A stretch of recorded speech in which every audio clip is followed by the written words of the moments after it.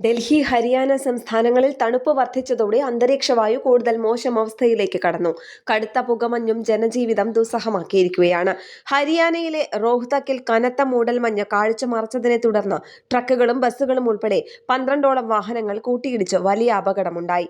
ശനിയാഴ്ച റോഹ്തക്കിൽ മെഹാം പ്രദേശത്തെ ഹൈവേയിലാണ് അപകടമുണ്ടായത്. പുകമഞ്ഞ് മൂലം റോഡിലെ കാഴ്ച മങ്ങിയതിനെ തുടർന്ന് ആദ്യം ട്രക്കും കാറും കൂട്ടിയിടിക്കുകയായിരുന്നു. തുടർന്ന് പുറകെ എത്തിയ ബസ് അടക്കമുള്ള വാഹനങ്ങൾ നിരനിരയായി കൂട്ടിയിടിച്ചു. അപകടത്തിൽ 100ഓളം ആളുകൾക്ക് പരിക്കേറ്റു.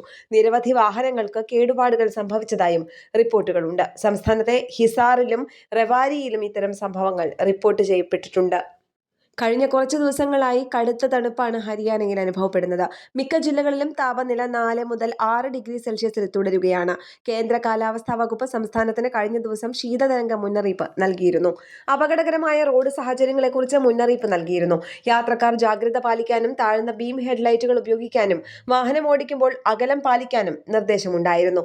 അതിനിടെ ഞായറാഴ്ച ഡൽഹിയിൽ വായു ഗുണനിലവാരം അതീവ ഗുരുതര വിഭാഗത്തിൽ കടന്നതായി സർക്കാർ അറിയിച്ചു. ഇതോടെ ഗ്രേഡഡ് റെസ്പോൺസ് ആക്ഷൻ പ്ലാനിന്റെ 4ാം ഘട്ടം നടപ്പിലാക്കി commission for air quality management ഉത്തരവിറക്കി. കേന്ദ്ര മലിനീകരണ നിയന്ത്രണ ബോർഡിന്റെ കണക്ക് പ്രകാരം ഡിസംബർ 14 രാവിലെ 11 മണിവരെ ഡൽഹിയിലെ വായു ഗുണനിലവാരം 458 ആയിരുന്നു. ന്യൂസ് ഡെസ്ക് കേരള പ്രണാമം.